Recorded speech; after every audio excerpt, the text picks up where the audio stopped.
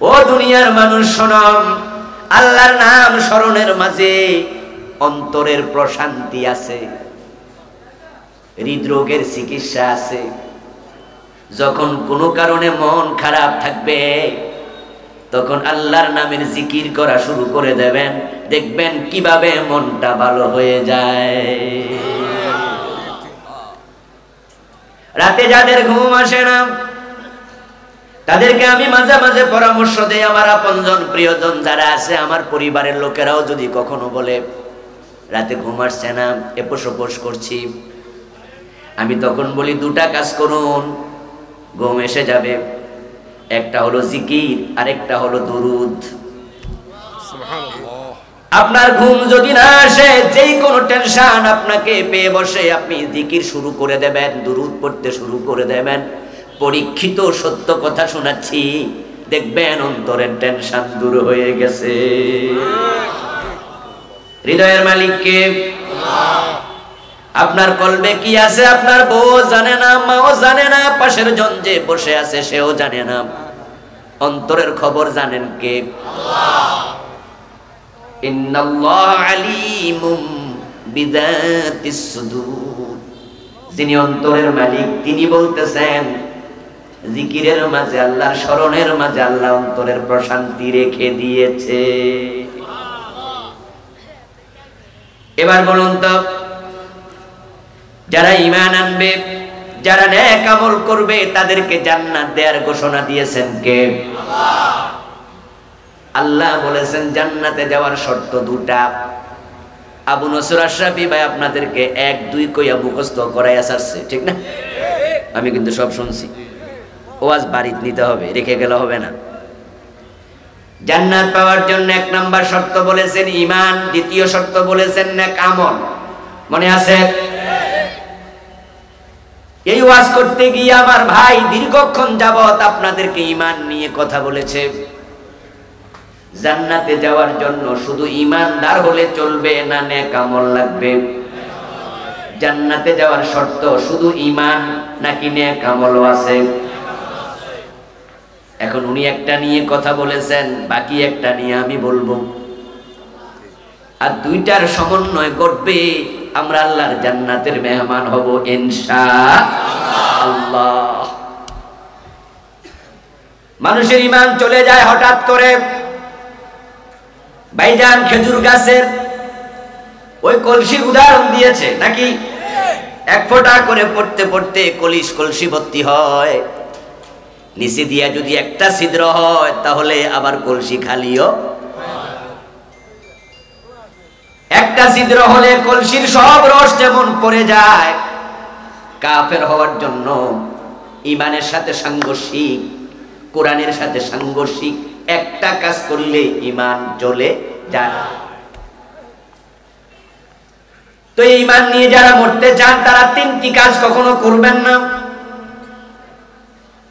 যেহেতু ভাইজান ঈমান নিয়ে লম্বা আলোচনা করেছেন, আমি ঈমান প্রসঙ্গে লম্বা কথা বলবো না, প্রয়োজন নেই। জাস্ট উনার কথা আর কিছু জ্বালাই দিচ্ছি হালকা করে। আমার বন্ধু 3টা কাজ করলে ঈমান থাকে না। 1 নাম্বার কুফর, 2 নাম্বার শিরক, 3 নাম্বার নিফাক। এই 3টা কাজ হলো ঈমান বিরোধী। যদি কোনো ব্যক্তি কুফর করে, কুফর করার সাথে সাথে ঈমান চলে যাবে। যে ব্যক্তি শিরক করবে, শিরক করার সাথে সাথে ঈমান চলে যাবে।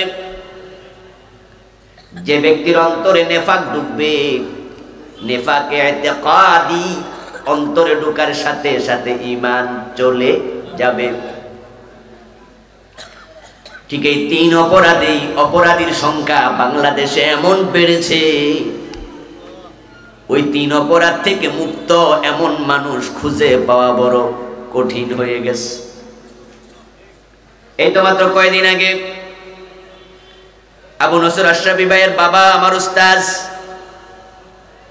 আমার সাথে আলোচনা করতে গিয়ে তিনি বললেন যে ঈমানের ধন্যতা এত বেশি, ঈমানওয়ালা মানুষ বর্তমানে এত কম। হুজুর বলতেছেন, হুজুরের কথাটা শোনাচ্ছি, যে 1000 লোক যদি মারা যায় ঈমান নিয়ে একজন মরে কিনা তাই সন্দেহ দেখা দিয়েছে। এই কয়দিন আগে হুজুর আমাকে বললেন, قال النبي صلى الله عليه وسلم تكون بين الساعة فتن كقطع الليل المظلم يصبح فيها الرجل مؤمنا فيمسي كافرا يمسي مؤمنا فيصبح كافرا ويبيع أقوام دينهم بعرض من الدنيا। এই যে ঈমানদার কমে যাবে এটা নবী মুহাম্মদ সাল্লাল্লাহু আলাইহি ওয়াসাল্লাম 1400 বছর আগে ভবিষ্যৎবাণী করেছেন। তিনি বলেছেন কিয়ামত যখন আগে আসবে, কিয়ামতের পূর্বে সূর্য ডুবে গেলে যেমন অন্ধকার চারদিক থেকে ধেয়ে আসে, কিয়ামতের আগে ফিতনা চারদিক থেকে বের হবে। ওই ফিতনার যোগে মানুষগুলো সকাল বেলায় মুমিন থাকবে, সন্ধ্যা বেলায় কাফের হয়ে যাবে। ওই ফিতনার যোগে মানুষ সন্ধ্যা বেলায় মুমিন থাকবে, সকাল বেলায় কাফের হয়ে যাবে। ওয়ায়াবিউ আকওয়ামুন দীনাহুম বিআরদিন মিনাদ দুনিয়া। মানুষের কাছে দিনের চেয়ে দুনিয়ার মূল্য বেড়ে যাবে, তাই মানুষগুলো ক্ষমতার জন্য, টাকার জন্য তাদের দিন তারা বিক্রি করে দেবে। কিছুক্ষণ আগে নজর ভাই বলেছেন, জান্নাতের পথে যদি কেউ বাধা হয়ে দাঁড়ায় তখন তাকে বাদ দিতে হবে, জান্নাতকে নিতে হবে, ঠিক না? ফির যদি বাধা হয়, ফির বাদ, ঠিক না? দল যদি বাধা হয়, দল বাদ। আপনারা চিৎকার দিয়ে বলেছিলেন, আমরা শুনেছি। এটাই হলো বাস্তবতা। জান্নাতে যেতে হলে ঈমানকে সবচেয়ে বেশি প্রাধান্য দিতে হবে, এটাই হলো বাস্তবতা। কিন্তু মানুষগুলো তারা দিনকে প্রাধান্য দেবে না, দুনিয়াকে দেবে। তাই বিষয় হুজুর যদি কোনো ভুল কথা বলে দেয় তখন মুরিদরা যারা এলেম কালাম আছে তারা বুঝে ফির ভুল কইছে। কিন্তু আমরা যখন বলি আপনার পীর সাহেবের এই কথাটা ভুল, তখন তারা মনে মনে বলে যদি উনার সাথে আমি একমত হয়ে যাই তাহলে আমার পীরের সম্মান কমে যাবে। জানার পরেও পীরের পক্ষ নিয়া ইনায়া বিনায়া কথা বলে এমন মুরিদ আছে না নাই? হক গ্রহণ করে না, হকের উপরে পীরালিকে প্রাধান্য দেয়। কোরআন হাতে নিয়ে সূরা নূর বের করবেন, সূরা আযাব বের করবেন, বন্ড পীরের মুরিদের কাছে যাবেন, যাওয়ার পরে বলবেন দেখো তোমার পীর মহিলা মুরিদ করে, প্রকাশ্যে বোরকা ছাড়া মহিলা তোমার পীরের কাছে হাজির হয়, উনি তাকে মুরিদ করে দেয়। তোমার পীর পর্দা করে না, সূরা নূরে আছে পর্দা ফরজ, সূরা আযাবে আছে পর্দা ফরজ। পর্দার আয়াত শুনায়া দেন, পর্দার হাদিস শুনায়া দেন। ওই বন্ড পীরের মুরিদ তখন বলবে হ্যাঁ ভাই পর্দা ফরজ, এটা তোমার আর আমার জন্য। আমাদের পীরের চোখ আর তোমার চোখ এক চোখ না।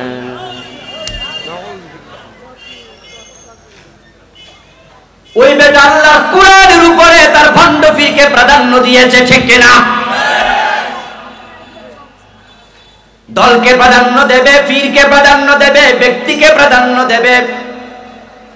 তাই দলীয় কোন সিদ্ধান্ত যখন মানুষ দেখবে এটা কুফরি, দলীয় কোন সিদ্ধান্ত দেখে দেখবে এটা শিরকি, দলীয় কোন সিদ্ধান্ত দেখে বুঝবে এটা জুলুম, তারপর দলের ভালোবাসায় অন্যায়ের পক্ষ নিয়ে কথা বলবে।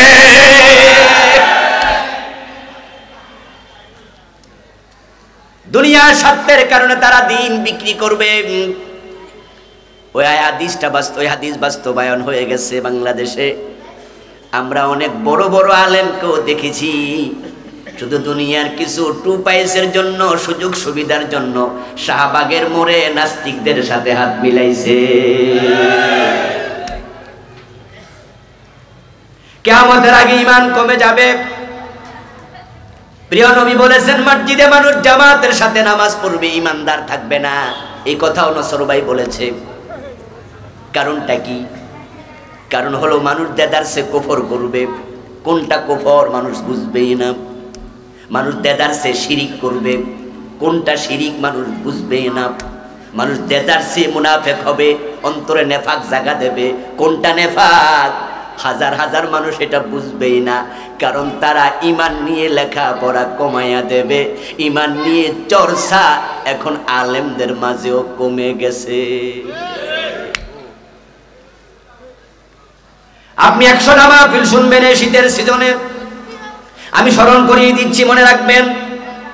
100টা ওয়াজ যদি আপনি শোনেন, তাহলে আপনি 95টা শুনবেন নামাজ নিয়া, রোজা নিয়া, হজ নিয়া, যাকাত নিয়া, এই নিয়া সেই নিয়া। ওই 5টাও ঈমান নিয়া শুনবেন না।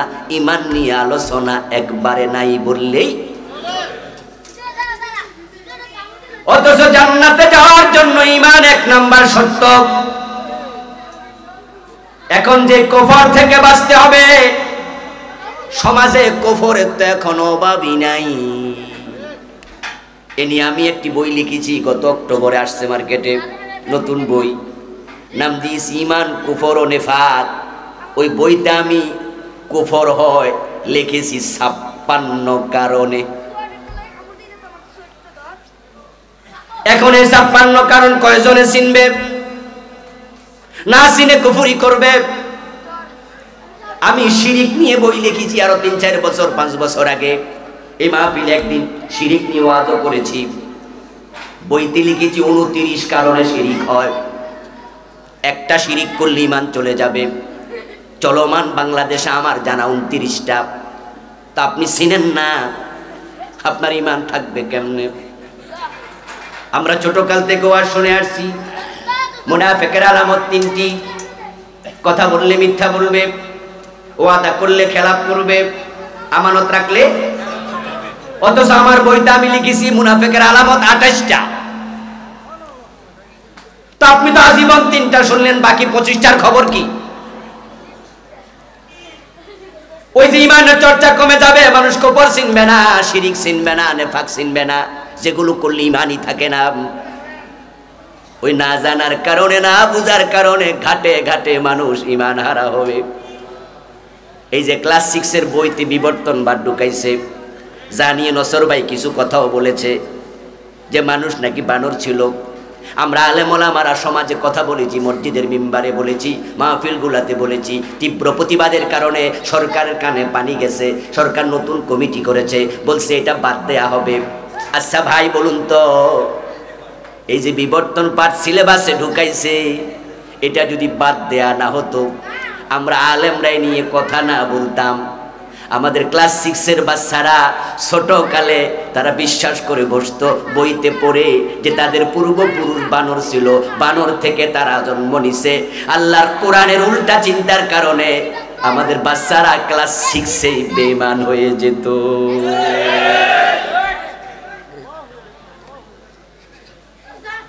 শুধু একটা কারণে বেঈমান হতো, বিবর্তনবাদে বিশ্বাস করেছে।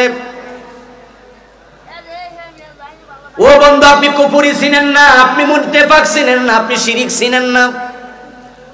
এবার আপনাদের কাছ থেকে একটু কথা শুনি, তারপরে আমি আমার মূল আলোচনায় ঢুকে যাব।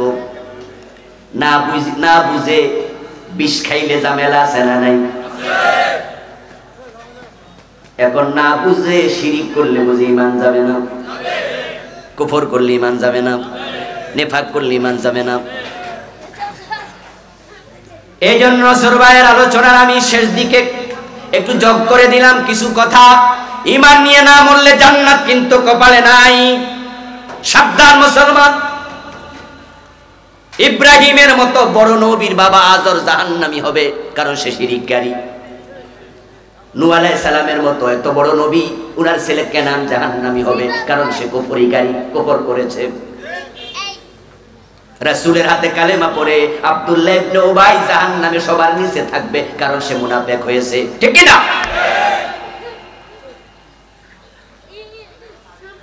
আবার প্রিয় ভাইয়ারা, এখন ঈমান গেল, জান্নাতে যাওয়ার প্রথম শর্ত ঈমান।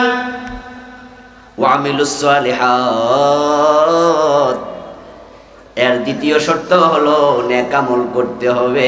ঈমান এবং নেক আমলের সমন্বয় হবে যখন, কপালে জান্নাত মিলে যাবে ঠিক তখন।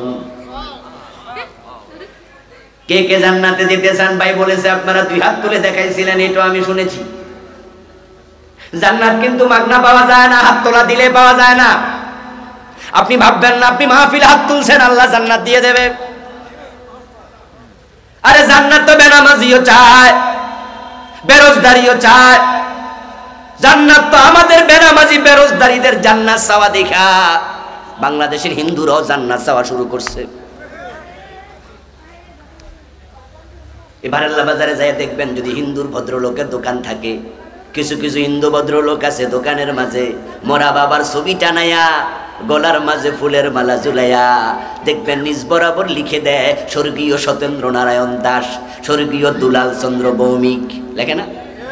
স্বর্গীয় মানে কি? স্বর্গে যাবে না গেছে, অতীতকালের শব্দ। স্বর্গে চলে গেছে, বাবারে স্বর্গে পাঠাইয়া উনি এখন নিশ্চিন্তে দোকানদারি করতেছে। আরবিতে বলে জান্নাত, পারসিতে বলে বেহেশত, ইংরেজিতে বলে হেভেন, বাংলায় বলে বাগান, সংস্কৃতিতে বলে স্বর্গ। কোনো পার্থক্য নাই। কেউ বলে চোখ, কেউ বলে আখি, কেউ বলে নয়ন, ঠিক না? কেউ বলে লাউ, কেউ বলে কদু, কেউ বলে বউ, কেউ বলে বধূ, কেউ বলে আনন্দ, কেউ বলে ফুর্তি, কেউ বলে ভাস্কর্য, কেউ বলে মূর্তি। জিনিস তো একটাই, কোনো পার্থক্য নাই। আবু বকর জান্নাতি, হযরত ওমর বেহেশতি, দুইজন দুই জায়গায় আছে, ঠিক না? তাহলে সত্যেন্দ্রনাথ দত্ত স্বর্গীয়, সত্যেন্দ্রনাথ দত্ত স্বর্গীয় দুলাল চন্দ্র ভৌমিক, এই যে মিয়া লেখা দিল স্বর্গীয়, কত শখ স্বর্গে যাওয়ার। অথচ আমরা আমাদের বাবার জন্য নিয়মিত দোয়া করি। বাবা হজ করছে, বাবা মাওলানা ছিল, বাবা অনেক বড় পীর সাহেব ছিল। ছেলে হাত তুললে কো আল্লাহ আমার বাবার কবরটাকে জান্নাতের বাগান বানাই দিও, ও আল্লাহ আমার বাবারে মাফ কইরা দিও। অথচ বাবা ছিল পীর, বাবা ছিল মাওলানা। আমরা কত টেনশন করি বাবারে লইয়া, আর হিন্দু মিয়া অলরেডি স্বর্গে পাঠাইয়া দিছে, জান্নাত নিয়ে তার কোনো টেনশনও নাই। ওরাও চায় জান্নাতে যেতে, বাবারে দিছে পাঠায়া। এবার আপনাদের কাছে জবাব চাই, কোন হিন্দু জান্নাতে গেছে? যাওয়ার সম্ভাবনা আছে? وَمَن يُشْرِكْ بِاللَّهِ فَقَدْ حَرَّمَ اللَّهُ عَلَيْهِ الْجَنَّةَ وَمَأْوَاهُ النَّارُ وَمَا لِلظَّالِمِينَ مِنْ أَنصَارٍ। সুবহানাল্লাহ। আল্লাহ তাআলা বলছেন যারা শিরক করবে আল্লাহ নিজে তাদের জন্য জান্নাত হারাম বানায়া দেয়। কিসের জান্নাত? মুশরিকের। সব কিন্তু আছে। 5 ওয়াক্ত নামাজের 1 ওয়াক্ত পড়ে না, গত রমজানের 30 রোজা একটাও রাখে নাই, বড় বড় মুছ রাখে, দাড়ি কামায় দিনে একবার, মাঝে মাঝে গাঁজাও টানে। এমন লোকের সাথে যদি দেখা হয় জিজ্ঞাসা করে বলবেন, কিরে যুবক কেমনে জীবন চালাস? জান্নাতে যাওয়ার কি কোনো চিন্তা নাই? মুস্কি হাসি দিয়া বলবে কোন কি, ওটা তো আগে ব্যবস্থা করে রাখছি। অথবা বলবে হ্যাঁ জান্নাতে যাওয়ার চিন্তা আছে। আরে কেমনে জান্নাতে যাবি বেটা? ওয়াক্তিয়া নামাজ তো পড়স না, জুমার নামাজে আসস না, পিছল খাইয়া পড়লো পশ্চিম দিকে পড়স না, জান্নাতে যাইবি কেমনে? দেখবেন সেই লোক দোতরা কান্দি নিয়ে গানে গানে শোনাবে, আছেন আমার মুক্তার, আছেন আমার ব্যারিস্টার, শেষ বিচারের হাইকোর্টেতে তিনি আমায় করবেন পার, আমি পাপী তিনি জামিনদার, টুনটুনা টুনটুন। এরকম গানওয়ালা গায়ক বাংলাদেশে আছে না নাই? এই গানকে আমরা লিখছি তো, যারা লিখছে তাদের চিন্তাটা হলো গুনাহ করলো অসুবিধা নাই, তাদের ব্যারিস্টার সাহেব আছে। এমন পীরের কাছে মুরিদ হইছে, পীর সাহেব ওয়াদা দিছে উনারে সারা জান্নাতে যাবেই না। আমি আলেমদের মুখ থেকে ওয়াজ শুনে মাঝে মাঝে আশ্চর্য হই। আমি একজন আলেমের মুখে ওয়াজ শুনলাম গত কয়েকদিন আগে, উনি মোবাইলে শুনতেছি, উনি বলতেছে অমুকের কবরে নাকি অমুক পীর সাহেব, তমুক পীর সাহেব, তমুক পীর সাহেব, তমুক পীর সাহেব কবর আইসা হাজির হয়ে যাবে উনাকে ইস্তেকবাল জানানোর জন্য। ওই লোককে আমি ভণ্ড আলেম হিসাবে চিনি না, তাকে আমি পাত্রা মৌলবী মনে করি না, সে বেদাতি নয়, গরম সুন্নি না, যাকে আমি ভালো আলেম মনে করি, উনার ওয়াজ যদি এমন হয় জাতি হতাশ হবে যাবে কার কাছে? তুমি যদি এতই মাগনা এত সহজ মনে করো, অমুক মারা গেছে তাকে ইস্তেকবাল জানানোর জন্য তার কবরে 5-7 জন পীর সাহেবের নাম কইছে, সবাই নাকি হাজির হয়ে যাবে। ও দোস্ত, কার কবরের কি অবস্থা তুমি কেমনে জানো?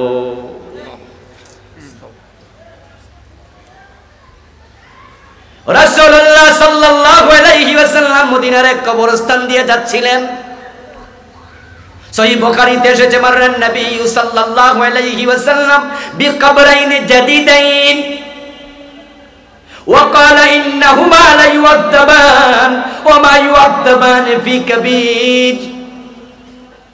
দুই কবরের মাঝে আযাব চলতেছে। রাসূল কবরের পাশে দাঁড়ায়া বললেন, এই দুইটা কবরের অধিবাসীর উপর আযাব চলতেছে, তবে তারা কাফের মুশরিক নয়। বানি ফি কাবীর, তোমরা মনে করতেছো তারা অনেক বড় গুনাহওয়ালা, মানে কাফের মুশরিক মুনাফিক। নবী কয় না, তারা কাফের মুশরিক না। এবার তিনি বলছেন, আমার সাহাবারা, কেউ কি আমাকে একটি খেজুরের ডাল এনে দিতে পারবে? কোন একজন সাহাবী একটি খেজুরের ডাল রাসূলের হাতে এনে দিলেন। মাথার মাঝে দুটা এরকম পাতা থাকে না খেজুরের, রাসূল ধরে টান মারলেন, একবারে মাঝখান দিয়ে দুই খণ্ড হয়ে গেল। এবার প্রিয় নবী সাল্লাল্লাহু আলাইহি ওয়াসাল্লাম কবরের কাছে গেলেন, এক কবরের উপরে একটু গেড়ে দিলেন, আরেক কবরের উপরে আরেকটা গেড়ে দিলেন। তারপরে তিনি বললেন, লাআল্লাল্লাহ আন ইউখাফফিফা আনহুমা আযাবাহুমা হাত্তা ইয়াইবাসা। আশা করা যায় এই দুটি ডালা শুকানো পর্যন্ত আল্লাহ তাদের কবর আযাব হালকা করে দেবে। কি করে দেবে?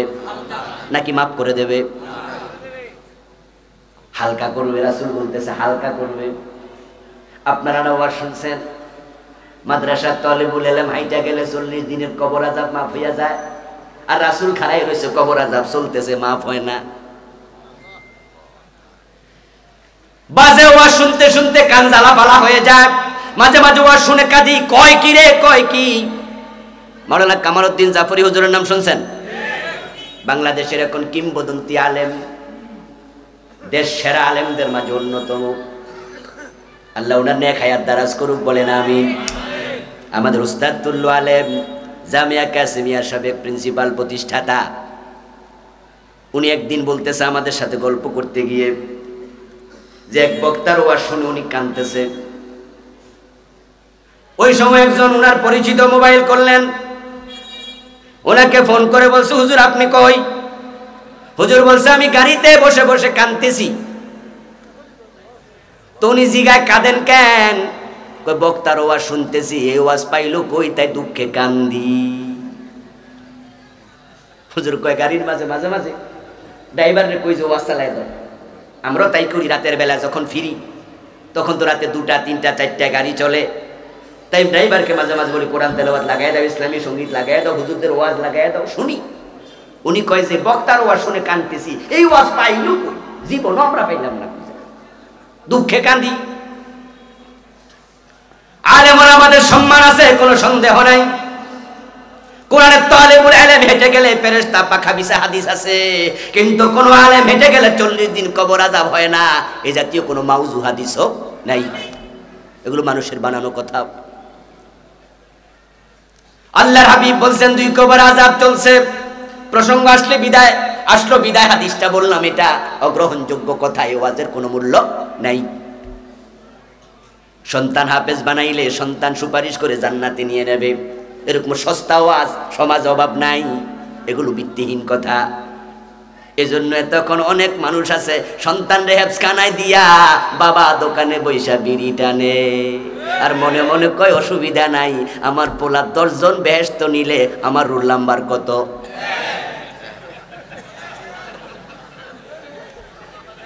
সন্তান হেফজখানা দিয়া বাবা নামাজ পড়ে না, এমন আনমন আছে না নাই? হাফেজ সাহেবের বাবা পাগড়ি নেওয়ার জন্য হাফেজ আইছে, সাথে বাপ আইছে, তাকায়া মুসলমান না হিন্দু চিনতে পারতেছি না। আর উনি মনে মনে ভাবছে আমার ছেলে আমার জান্নাতের সাথে করে নিয়ে যাবে, জান্নাত বুঝি এত সস্তা মিলে। ওই 2 ব্যক্তির কবরে রাসূলুল্লাহ সাল্লাল্লাহু আলাইহি সাল্লাম আযাব চলতেছে, বললেন এবার আপনাদের কাছে জানতে চাই, কবর দুইটা পুরান না নতুন? লোকগুলো কাফের মুশরিক নাকি? যদি তারা কাফের মুশরিক না হয়, নতুন কবর হয়, তাহলে নিঃসন্দেহে সন্দেহের কোনো কারণ নাই, তারা দুইজনই সাহাবী ছিল। রাসূলের যুগের কবর নতুন কবর, আর রাসূলের যুগে রাসূলকে যারা দেখেছে, ঈমান নিয়ে মরেছে, তাদেরকে সাহাবী বলে। এবার প্রিয় নবী বলছে, শোনো কেন আযাব চলে। আম্মা আহাদুহুমা ইয়ামশি বিন নামিমা ওয়া আম্মাল আখার লা ইস্তাতিরু আম বাউলি। কেন আযাব চলে শোনো। এই মিয়ার দিকে বলে, এই কবরওয়ালার একটা অপরাধ ছিল, ওটা ছিল বেটা ছগলখুরি করত, নামাজ পড়তো, রোজা রাখতো, সব ঠিক আছে, কিন্তু একজনের কথা আরেকজনের কাছে লাগাইয়া ঝগড়া বাঁধাইয়া দিত। এমন লোক বাংলাদেশে নাই, বারেল্লা ইউনিয়নে নাই, আজকের মাহফিলে মোড়েও নাই, বরং পেছ লাগাই দিয়া ঝগড়া লাগাইয়া মুস্কি মুস্কি হাসে, লাগাই দিছি। মহিলাদের মাঝে গুণটা একটু বেশি। গুণ না দোষ? দোষ কইলে আবার রাগ করবো, তাই গুণ কইলে আমার কি? সাবধান মুসলমান, ওই সাহাবীর কবরে এই অবস্থার কারণে, এই গুনার কারণে আযাব চলতেছে। আরেকজনের দিকে তাকাইয়া বলেন, ওই সাহাবী, উনার অপরাধ হলো উনি প্রস্রাব কইরা পানি নিত না, টিস্যুও নিত না, ঢিলা কুলুপ করতো না, প্রস্রাব করে লারা মারা দিয়া খাড়াইয়া যায়। এমন লোক এখনো আছে না? নাই। কুত্তার মতো আরি, কুত্তা এরকম ঠ্যাং তোলা দিয়া প্রস্রাব করে, প্রস্রাব শেষ সাথে ঠ্যাং নামিয়া দৌড় মারছে, ঠিক না? কিছু লোক আছে প্রস্রাব কইরা দেখবেন শেষ প্রস্রাব খারাই গেছে, ঢিলা নাই, কুলুপ নাই, পানির ব্যবহার। এই জাতীয় লোকের মাঝে মাঝে নামাজের জন্য ডাকলে তখন বোঝা যায় বেটা যে কামের কাজী। কই হুজুর নামাজ তো পড়তাম, তবে লুঙ্গিটা। আল্লাহর হাবিব বলে, এই সাহাবীর এই দোষটা ছিল, এই দোষের কারণে তার কবর আযাব চলছে। আপনি এবার বুঝুন প্রিয় ভাই, যদি সাহাবীর কবরে আযাব হতে পারে, আর আপনি যে ওয়াজ করলেন অমুকে রিসিভ করার জন্য অমুক পীর তমুক পীর তমুক পীর দৌড় মারবে, আখিরাতের জীবন বুঝি এত হালকা? সাবধান মুসলমান, জান্নাতে যাওয়ার জন্য শর্ত দুটির সমন্বয়, ঈমান ঈমান ঈমান, এটা বাঁচাবেন। তারপরে এবার নেকামল। নেকামল আমরা যা করি, এই নেকামল গুলো যদি কবুল না হয়, উপায় নেই। দুটি অপরাধের কারণে নেকামল কবুল বন্ধ হয়ে যায়। তিনটি অপরাধে ঈমান যায়, যে তিনটা বলে ফেলেছি এগুলো করবেন না। আমার লেখা বইগুলো প্রয়োজনে সংগ্রহ করবেন, মৌলিক বই ঘরে ঘরে থাকা উচিত, প্রতি মাসে 2 মাসে একবার পড়া উচিত। দুইটি কাজ করলে আমল কবুল বন্ধ, আমল চলমান কবুল বন্ধ। এই যে আমরা বারেল্লা মাদ্রাসার সামনে বসে আছি, আমার বন্ধু 21শে ফেব্রুয়ারি গেল, 21শে ফেব্রুয়ারি আসতেছে, ওদিন মাদ্রাসা বন্ধ, সরকারি সব অফিস আদালত বন্ধ, কিন্তু সরকারের এক্সট্রা একটা সার্কুলার আছে, প্রতিটা শিক্ষা প্রতিষ্ঠানে 21শে ফেব্রুয়ারি ভাষা দিবস উদযাপন করা লাগবে। অবস্থাটা যদি এমন হতো, ঠিক 21শে ফেব্রুয়ারি আসছে, টিউ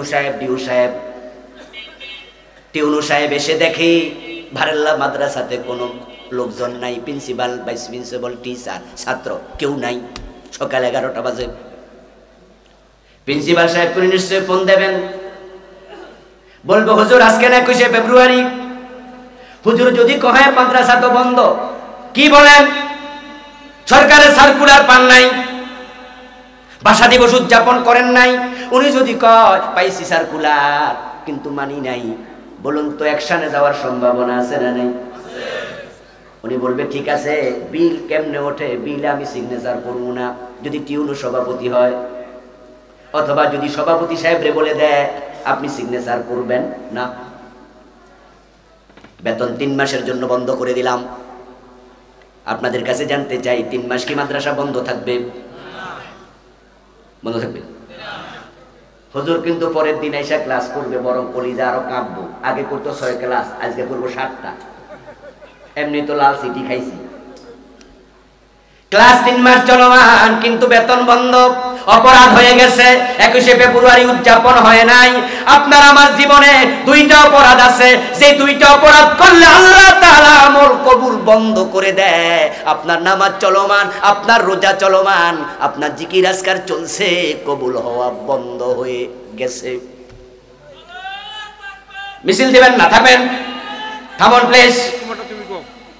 আমার বন্ধু, এই যে আপনার আমল কবুল বন্ধ, আল্লাহ না করুক যদি এই অবস্থা আজরাইল এসে যায়, আপনার মরণ হয়, এই মরণটা মোটেও ভালো মরণ নয়।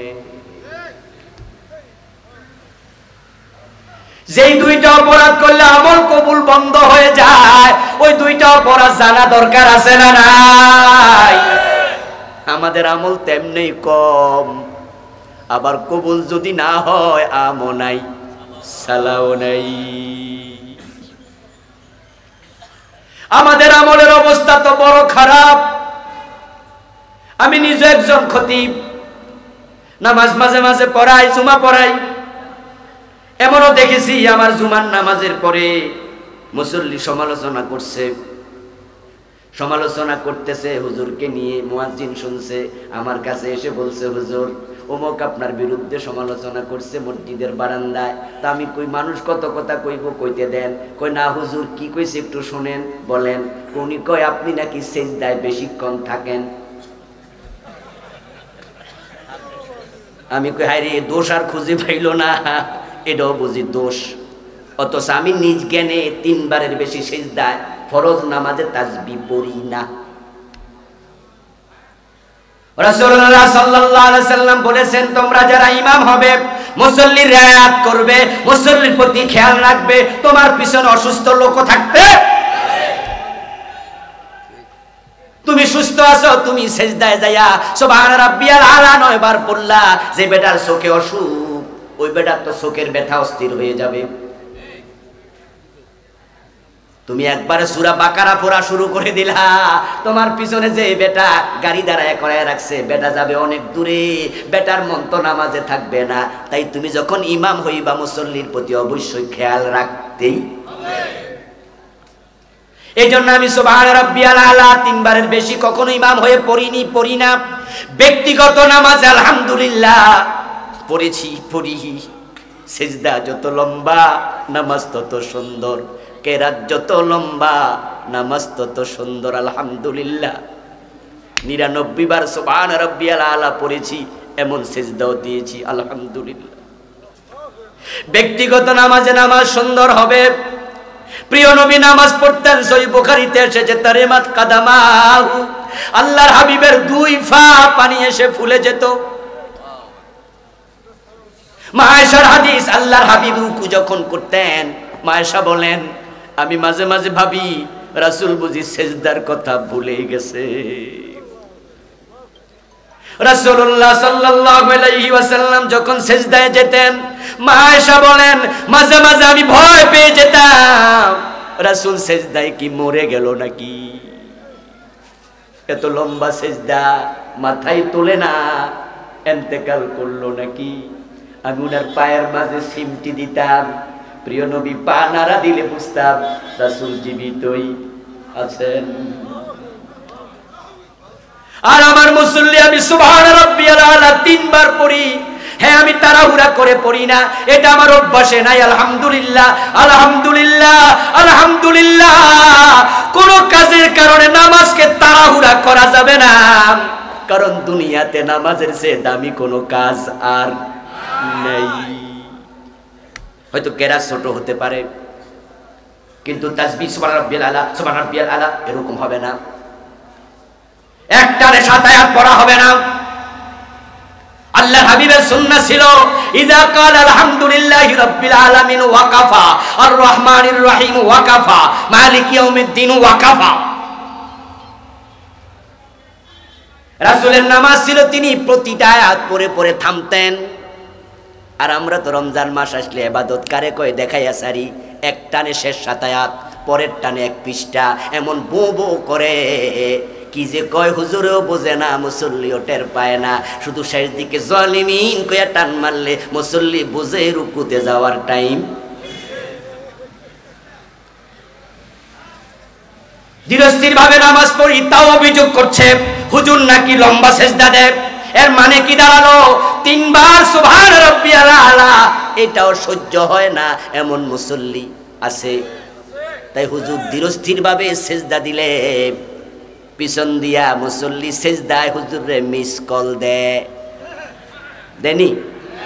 আমরা কাশের ডং দেখা বুঝি এটা আসল কাশ নাকি সতর্কতা। কাশ দিয়া হুজুরে বুঝায়, হুজুর আমার তো শেষ, আপনি কদ্দুর গেছেন। নামাজে দাঁড়াইয়া মশা মারে, এমন আছে না? আমি নিজে দেখেছি নামাজে এরকম দাঁড়াইয়া, এরপরে ধরতেছে মশা, মানে মশা উড়াল দিয়ে হেডার তরে। এই হলো ইবাদত। আর এটাও যদি কবুল না হয় তোমার তো সব শেষ। সালাম ফিরে পিছনের দিকে তাকায়া বসি, এটা সুন্নাহ। যদি আমাদের দেশে শুধুমাত্র ফজরে আর আসরে বসে, অথচ প্রিয় নবী সাল্লাল্লাহু আলাইহি সাল্লাম 5 ওয়াক্তে বসতেন, 5 ওয়াক্তে বসতেন। আমরা তো ব্যস্ত মানুষ, রাসূলের তো কোনো কামকাজ ছিল না, এজন্য উনি বসছে আর কি, ঠিক না? উনি সালাম ফিরে কত দোয়া পড়ছে, আর আমরা তো ব্যস্ত, এজন্য আমরা দোয়া টোয়া কিছু করি না। আসসালামু আলাইকুম, আসসালামু আলাইকুম, আল্লাহুম্মা আমিন, কাম শেষ। অথচ প্রিয় নবী ছিলেন 9 জন স্ত্রীর স্বামী, বউ ছিল 11 জন, জীবিত শেষ জীবনে একসাথে ছিল 9 জন। আপনারা কার আছে 4 জন? হাত তোলা দেন। সাইরে তো নাই, 2 জনে তো নাই, আপনারে কি কম, আমারও তো নাই। তো একজন চেয়ারম্যান সাহেব একজনের ঠেলায় তো থাকা যায়। রাসূল ছিলেন 9 স্ত্রীর স্বামী, কয়টা পরিবার? কথা বলতে হবে, কয়টা? আবার মদিনার প্রেসিডেন্ট, রাষ্ট্রনায়ক, প্রধান বিচারপতি, প্রধান সেনাপতি, 7-8 যুদ্ধের সেনাপতি, কোন কোন যুদ্ধে সাহাবীরে সেনাপতি বানাইছে, মদিনা থেকে সে যুদ্ধ আবার কন্ট্রোল করছে, যত বিচার আচার সব নিজে করছে। এত কিছু করে প্রিয় নবী সালাম ফিরাইয়া সাহাবীদের দিকে ফিরে বসে লম্বা জিকির আজকার করেছে, কত দোয়া পড়েছে। আর আমরা এক বউ লইয়ায় ব্যস্ত, সামান্য চাকরি বাকরি ঠেলায় ইমাম সাহেবের কিসের ব্যস্ততা।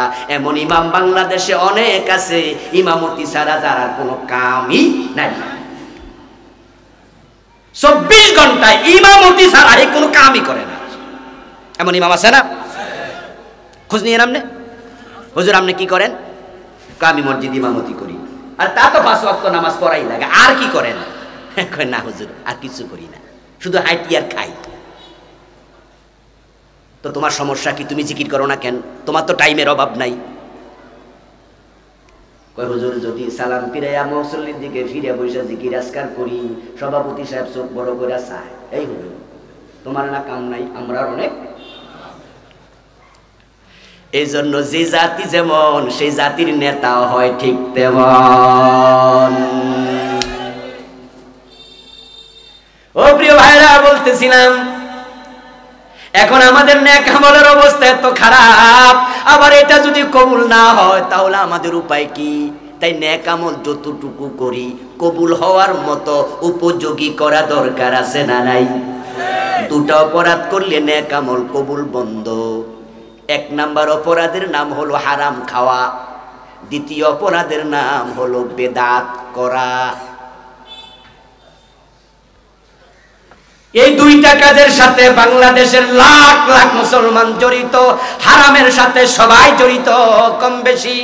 আলেম জালেম, ভালো মানুষ খারাপ মানুষ হারামের সাথে জড়িয়ে গেছে শতকরা 95 জনের চেয়ে বেশি। কেউ সুদ দেয়, কেউ সুদ খায়, কেউ সুদ লিখে, কেউ সাক্ষী থাকে, ঠিক না? এই যে আপনার এই বাজারে খবর নিয়েন, এই বাজারে খবর নিয়েন, ব্যবসায়ীদের মাঝে সুদে টাকা আনে নাই এমন ব্যবসায়ী খুব কম। সুদে টাকাই না ব্যবসা করে, সুদে টাকাই না বাড়ি বানায়, সুদে টাকায় না ছেলে বিদেশ পাঠায়, সুদে টাকায় না গাই গরু কিনে পরে দুধ বেচে সংসার চালায়, সুদে টাকায় না রিক্সা কিনে, সুদে টাকায় না সিএনজি কিনে, সুদে টাকায় না গাড়ি কিনে। সুদের সাথে জড়িত হাজার হাজার মানুষ যারা সুদ দেন খায় আনে না, তারা অনেকে আবার টাকা জমা আছে তাই সুদে টাকা লাগায়। হাওড়া চাইলে টাকা পাওয়া যায় না, সুদে চাইলে নিয়ে কুলানো যায় না। ডান পকেটে নিজেরটা, বাম পকেটে খালাতো বোনেরটা, ঠিক না? আমার কাছে দিয়ে গেছে, আমার কইছে কিছু বাড়াই টাড়াই দিয়েন, উনি ঠিকাদারি নিছে সুদের, অথচ 5 ওয়াক্ত নামাজ পড়ে, ঠিক কি না? قال النبي صلى الله عليه وسلم من اشترى ثوبا ب10 دراهم فيه درهم حرام لم يقبل الله له صلاته ما دام عليه। প্রিয় নবী বলতেছেন 10 দিরহাম দিয়ে এক ব্যক্তি একটা কাপড় কিনেছে, 9 দিরহাম হালাল, 1 দিরহাম হারাম। ওই 1 দিরহামের কারণে ওই কাপড় পরে যতই নামাজ পড়ুক আর 1 রাকাতও কবুল হবে না, কবুল হওয়া বন্ধ। হারাম খাইছো, হারামের সাথে মিশেছ, আমল আর কবুল হবে না। আল্লাহ হাবিব বুঝানোর জন্য উদাহরণ দিলেন, সুম্মা যাকারা রাজুলা ইউতিলুস সাফারা আশআসা ওয়া আগবারা ওয়া ইয়ামুদ্দু ইয়াদাইহি ইলাস সামা ফায়াকুলু ইয়া রাব ওয়া মাতআমুহু হারামুন ওয়া মাশরাবুহু হারামুন ওয়া মালবাসুহু হারামুন ওয়া গুযিয়া বিল হারাম ফাআন্না ইউস্তাজাবু লিযালিক। রাওয়াহু মুসলিম। জাতিকে বুঝানোর জন্য প্রিয় নবী বলছেন, শোনো উম্মত, এক ব্যক্তি দোয়া কবুল হবে এই আশায় হজে গেছে, হজে যাই আল্লাহর কাছে অনেক কিছু চাই আনমু। আমি এমনও দেখেছি আল্লাহর ঘরের পাশে দাঁড়ায়া লিস্টি কইরা, হাতে লিস্টি নিয়া তারপর একটা একটা দোয়া করতেছে, এইভাবে বাম হাতে লিস্টি ধরছে, তারপরে ডাইন হাত দিয়া দোয়া করতেছে। আমার মাঝে মজাও লাগছে, আমি আবেগ আপ্লুত হয়েছি। হায়রে, লোকটা বুঝেছে আমি আল্লাহর বাড়িতে আসছি, কোনো দোয়া যেন বাদ না পড়ে। আরে সে কবুল হওয়া জায়গার কই আছে? আমি তো আল্লাহর বাড়িতে আইছি, এটা তো আল্লাহর ঘর। ও প্রিয় ভাই, হ্যাঁ হ্যাঁ, এটা কবুলের জায়গা, কবুলের জায়গা। আমার একজন ঘনিষ্ঠ জন বন্ধু বিয়ে করেছে, প্রায় 13-14 বছর, বাচ্চা হয় না। অন্য মাদ্রাসায় ছিল, মুহাদ্দিস, আমার এখানে আসছে, এখন নতুন করে আমার কলিগ হয়েছে। ওনাকে বললাম, হুজুর আপনি একটু ভাবিরে সাথে নিয়ে চলে যান জায়গা মতো, আপনাদের দুইজনের মনের দরখাস্তগুলো কাবার গিলাফ জড়ায়া ধইরা আল্লাহর কাছে বলেন। তিনি যদি 86 বছর বয়সে ইব্রাহিম নবীকে সন্তান দিতে পারে, আপনি তো এখনো যুবক, আপনার উনি দেবে না কইছে কে? তবে দোয়াটা কবুল হওয়ার জন্য অন্তরে ইখলাস লাগবে। যান। হুজুর বললেন হাসি দিয়া, ঠিক বলছেন দেখি। কিছুদিন পরে তিনি দুজন মিলে উমরায় চলে গেছে। আলহামদুলিল্লাহ, ফিরে আসার কয়েকদিন পরে এখন তার সন্তান 2টা। আমি বন্ধু একাধিক ব্যক্তিকে এমন দেখেছি, সেখানে গিয়ে দোয়া কবুল হয়। ব্যক্তিগতভাবে আমিও সাক্ষী, আমি যা চেয়েছি সেখানে যাইয়া আল্লাহ তো অনেকবার যাওয়ার সুযোগ দিয়েছে, একবার এক একটা সিরিয়াসলি চাই। এবার যত কিছু চামু আল্লাহর কাছে, এটা হলো 1 নাম্বার। প্রতি তাওয়াফে এটা চাচ্ছি, যেখানে যেখানে দোয়া কবুল হয় চাচ্ছি। আমি আজ পর্যন্ত যত দোয়া করেছি শুধু একটা কবুল হয় নাই, আর বাকি সবগুলো আলহামদুলিল্লাহ কবুল। যেটা হয় নাই সেটা হলো, আমি কাবার গিলাফ ধরে বারবার বলেছি, আল্লাহ আমারে কোরআনের হাফেজ হওয়ার তৌফিক দাও। কাজী ইব্রাহিম সাহেব হুজুর, এই যে গত 4-5 দিন আগে জেল থেকে মুক্তি পাইছে, নাম শুনছেন না? উনি বলেছেন উনি মাত্র 36 দিনে কোরআনের হাফেজ হয়েছে, এবং সেটা হয়েছে তার কর্মজীবনে এসে। আমি আল্লাহর কাছে দোয়া করছি কাবার গিলাফ ধরে, আল্লাহ উনি হইলে আমি পারবো না, কেন আমারও দেও, কিন্তু এটা এখনো কবুল। কিন্তু আলহামদুলিল্লাহ আমার ছেলে হাফেজ হইয়া গেছে। এমনও তো হতে পারে ওই দোয়া আল্লাহ হিয়ান দিয়া লাগাইছে, হইতে পারে না? আল্লাহর হাবিব বলে, এক ব্যক্তি চলে গেল কাবার অঙ্গনে, যেই যে জায়গায় দোয়া কবুল হয় সে জানে, ওখানে দাঁড়ায়া দুই হাত আল্লাহর দিকে তুলে সে দোয়া করতেছে, আল্লাহ ও আমার রব, এটা দাও, এটা দাও, এটা দাও, এটা দাও। আর মনে মনে ভাবতেছে এমন জায়গায় দাঁড়াইছি যে জায়গার মাটির মাঝে কত নবী সাহাবীর পায়ের ধুলা লেগে আছে। এই পবিত্র জায়গায় আল্লাহ আমার দোয়া ফিরাবে কেন? সে মনে মনে ভাবে দোয়া কবুল, অথচ আমি নবী মুহাম্মদ কি বলি শোনো, ওয়া মাতামুহু হারাম ওয়া মাশরাবুহু হারাম ওয়া মালবাসুহু হারাম ওয়া গুযিয়া বিল হারাম। ওই দোয়াওয়ালার পেটে হারাম খাবার আছে, রক্তে হারাম খাবারের মিশ্রণ আছে, পানি যে খাইছে ওই কলটা সুদের টাকা দিয়া বসাইছে, জামা যে কিনছে এটা গোশের টাকা দিয়া কিনছে, তার রক্ত যে আছে শরীরে হারাম খাইয়া রক্ত বাড়াইছে, সে কাবার ভিতরে ঢুকে দোয়া করলো, তার দোয়ার কবুল হবে না।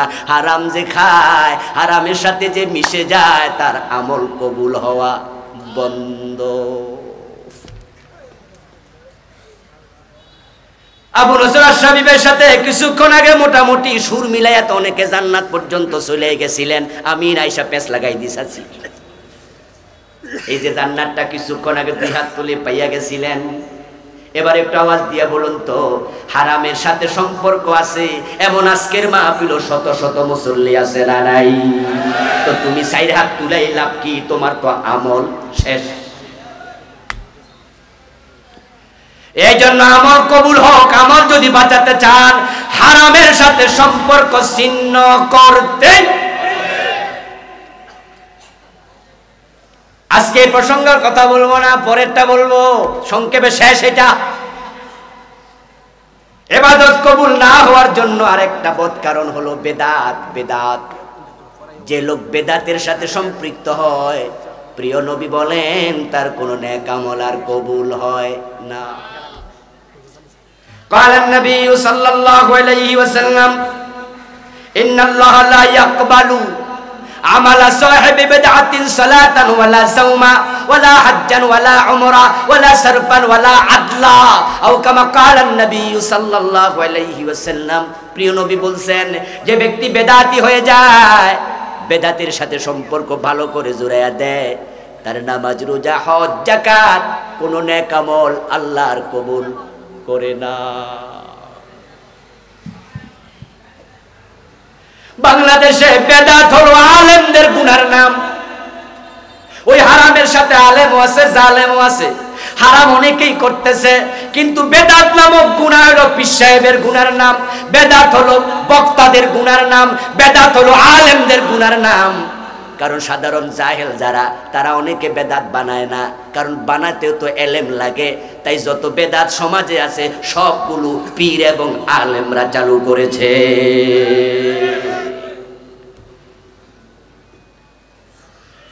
বেদাত হলো আলেমদের গুনার নাম, পীর সাহেবদের গুনার নাম।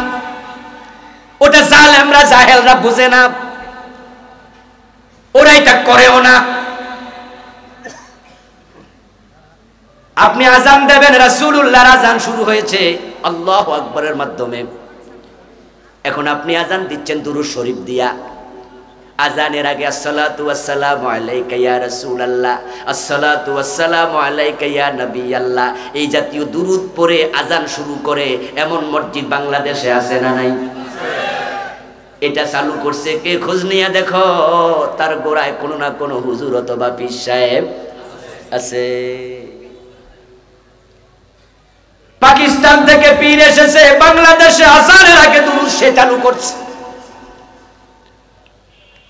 এর আগে বাংলাদেশে আজানের আগে দুরূদ ছিল না। এখন চট্টগ্রামে গেলে, যখন চট্টগ্রামে যাই মাহফিল টাফিল করতে, তখন চট্টগ্রামের প্রায় মসজিদে দেখি আজানের আগে দুরূদ। এখন আপনাদের এলাকাও থাকতে পারে, না থাকলে দেখবেন কয়দিন পরে শুরু হয়েছে। জিজ্ঞাসা করি, আজানের আগে দুরূদ পাইলা কই? হাদিসে তো নাই। রাসূলের মুয়াজ্জিন ছিল দুইজন, একজন হযরত বেলাল রাদিয়াল্লাহু তাআলা আনহু, আর একজন হযরত আবু মাহজুরা রাদিয়াল্লাহু তাআলা আনহু। বিশ্বনবী দুজনকে আজান শিখাইছে। আজান শুরু হবে আল্লাহু আকবার বলে, তোমরা দুরূদ পাইলা কই? কো হুজুর হাদিসে নাই, তবে মজা লাগে, কারণ দুরূদ তো ভালো জিনিস। দুরূদ পড়লে প্রতি দুরুদে 10 নেকি, 10টা গুনাহ মাপ, 10টা মর্তবা বেড়ে যায়। এজন্য হুজুর দুরূদ পড়তেছি।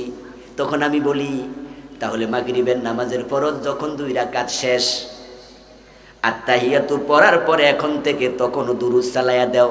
কই না হুজুর, হানাফি মাযহাবে আছে ফরজ নামাজ 4 বা 3 রাকাত বিশিষ্ট হলে 2 রাকাত পরে যদি কেউ আত্তাহিয়াতু আবদুহু ওয়া রাসূলুহু পড়ার পরে না খাড়াইয়া দুরূদ শরীফ পড়ে, তাকে সাউ সিজদা দিতে হবে।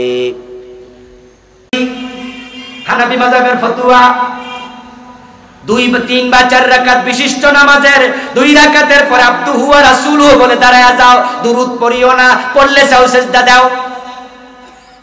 আচ্ছা, আপনাদের কাছে জানতে চাই, বলুন তো সাউ সিজদা মানুষ শকে দেয় না জরিমানা হিসাবে দেয়? সাউ সিজদা দেয়া নফল না ওয়াজিব? না দিলে গুনাহ হওয়ার সম্ভাবনা আছে না নাই? তো বেটা অপরাধ করছে কি, দুরূদ শরীফ না পড়ছে, জরিমানাটা দিব কেন? তখন এবার জবাব দেয়, না হুজুর, এখানে তো রাসূল দুরূদ শিখায় নাই, এজন্য দুরূদ এখানে পড়লে জরিমানা দেয়া লাগে। আমি তখন বলি, তোমার মাসলায় তুমি বলো, তাহলে আজানের আগে রাসূল তো দুরূদ শিখায় নাই, চালু করছো কেন?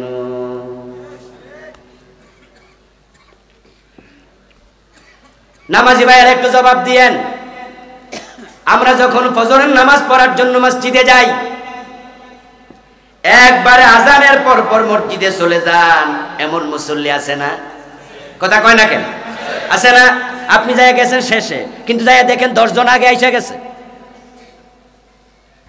আজানের পরে জামাত পর্যন্ত সময় আছে মোটামুটি 30 মিনিট 20 মিনিট আছে। এই যে লম্বা সময় আপনারা পাইলেন, ফজরের সুন্নাত পড়েন কয় রাকাত? জোরে বলেন। আচ্ছা, 2 রাকাত পড়ার পর আরো 15 মিনিট আছে, আরো কিছু পড়া যায় না? পড়েন কয়জনে?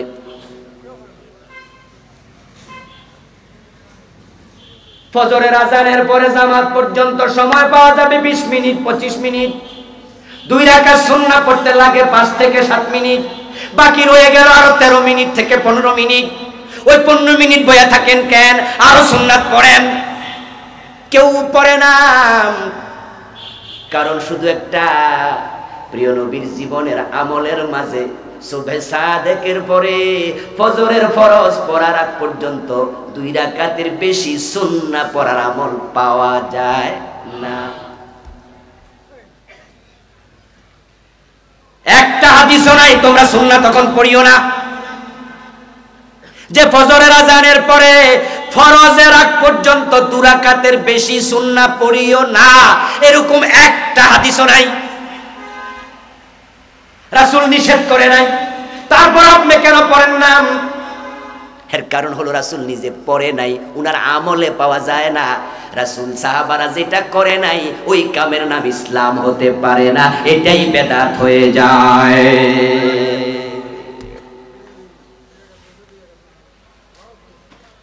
قال النبي صلى الله عليه وسلم من حدث حدثا أو أوى محدثا فعليه لعنة الله والملائكة والناس أجمعين। আমার রাসূল বলেন, যে ব্যক্তি বেদাত আবিষ্কার করলো, বেদাতীকে সহযোগিতা করলো, তার উপরে আল্লাহর লানত, ফেরেশতাদের লানত, বিশ্ব মানবতার লানত।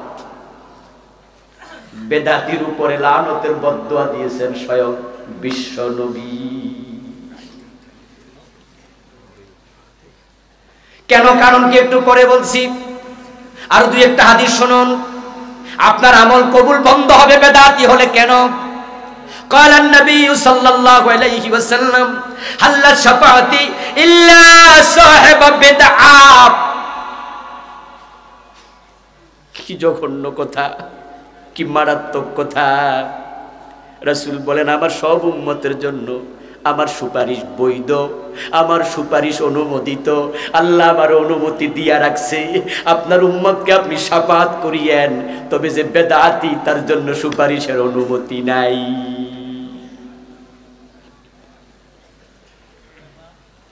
অথচ গুনার নিয়তে কেউ বেদাত করে না, যারাই বেদাত করে তারা সওয়াবের নিয়তে করে। বেদাতে সাইয়্যা গুলোকে তারা বেদাতে হাসানা বানায়া দেয়। ওই বেদাতে হাসানা নাম দিয়া সব বেদাতকে জায়েজ বানায়া ছেড়ে দিচ্ছে। আমার এক মুসল্লি, অনেক বড় পয়সাওয়ালা মানুষ, একটা হাসপাতালের মালিক একাই নিজে।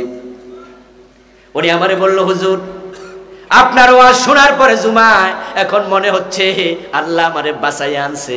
আমি কই কি হইছে? কই হুজুর আমি কিন্তু মাইজ ভান্ডার গেছি, দরা কিন্তু খাইয়া গেছিলাম। আমি বলি তাই নাকি? কয় হ্যাঁ, আরো কয়েক বছর আগে মাইজ ভান্ডার যাইয়া ফজরের নামাজ পড়ার জন্য উঠলাম। আজানের পরে দেখি মাইকের মাঝে ছোট আওয়াজে গুনগুন করে দোতরার আওয়াজের মতো আওয়াজ আসতেছে, গানের আওয়াজ, দোতরার আওয়াজ মসজিদের মাইক থেকে শুনতেছি। তা আমার যিনি সাথে করে নিলেন ওনারে আমি বললাম, কি রে ভাই, মসজিদের মাইক থেকে গানের আওয়াজ, বাজনার আওয়াজ কেন? উনি তখন আমারে বললেন, এই উত্তর আমি দিলে তো তোমার মন পড়তো না, তাই ইমাম সাহেবের সাথে কথা বলে নামাজের পরে যাই না নিও, আমিও সাথে থাকবো। উনি বলতেছেন, নামাজের পরে দুইজন ইমাম সাহেবের কাছে গেলাম। আমি প্রশ্ন করলাম, হুজুর আজানের পরে আপনার মাইক থেকে গানের আওয়াজ, হারমোনিয়ামের দোতরার আওয়াজ বাজানো, এরকম বাজনার আওয়াজ কেন আসছে বুঝলাম না। হুজুর তখন উত্তর দেয়, আরে মিয়া তখন সকলের চোখে ঘুম থাকে, এবাদতের মাঝে মজা পাইবে না, তাই আমরা গান বাজায়া ঘুম দূর করি যেন এবাদতে মজা পায়। কি সুবহানাল্লাহ কইবেন না নাউজুবিল্লাহ কইবেন? যুক্তি শুনা তো মনে হয় কামের কাম করছে। হুজুর আপনি জিকির করার সময় লাফ মারেন কেন? বেড়াও লাফায়, বেড়িও লাফায়, এমন জিকির কেন করেন? উত্তর দেয়, মিয়া বসে বসে জিকির করলে ঘুমে ধরবে, লাফ মারলে ঘুম এলাকায়ও থাকবে না। কথা শুনা মনে হয় কথা তো ঠিক। আল্লাহ হাবিব বলছে, তুমি নিজে ইসলামের মাঝে সংযোজন করবা, আল্লাহর লানত তোমার উপরে পড়ুক। প্রিয় নবী বলছেন, কিয়ামতের দিন সব মানুষের আগে আমি হাজির হব হাউজে কাউসারের নিকট। আনা ফারদুকুম ইয়াউমাল কিয়ামাতি আলাল হাউজ, সহিহ বুখারীর হাদিস। আমার উম্মত যাবে, তাদেরকে পানি পান করায়া দেব। এই অবস্থায় একদল উম্মত যাবে, তাদেরকে আমি পানি দিতে আগাবো। ফায়ুহালু বাইনি ওয়া বাইনাহুম, তাদের মাঝে আর আমার মাঝে তখন পর্দা পড়ে যাবে, পানি দিতে পারবো না। ফাকুলু ইন্নাহুম মিন্নি, আমি আওয়াজ করে বলবো, কি হলো? তারা তো আমার উম্মত, কেন পানি দিতে পারলাম না? ফেরেশতারা দৌড়ায় আসবে, ফায়ুকাল ইন্নাকা লা তাদরি মা হাদাসু বাদাক ফাকুলু সুকান সুকান লিমান গায়্যারা বাদি। ফেরেশতারা বলবে, ও প্রিয় নবী, ওরা আপনার অরিজিনাল উম্মত না, বেজাল উম্মত, 2 নাম্বার উম্মত।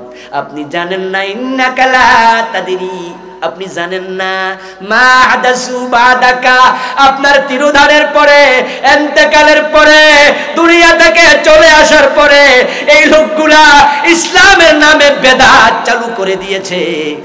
রাসূল বলেন, তাই নাকি?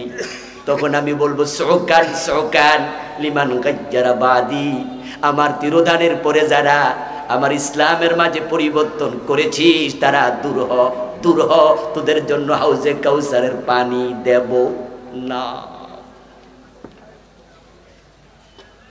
ও প্রিয় ভাইরা, কেন এই অবস্থা? একটা মাত্র কারণ, কারণটা হলো বেদাত যখন চালু হয়, নবীজির ইসলাম তখন বিকৃত হয়ে যায়।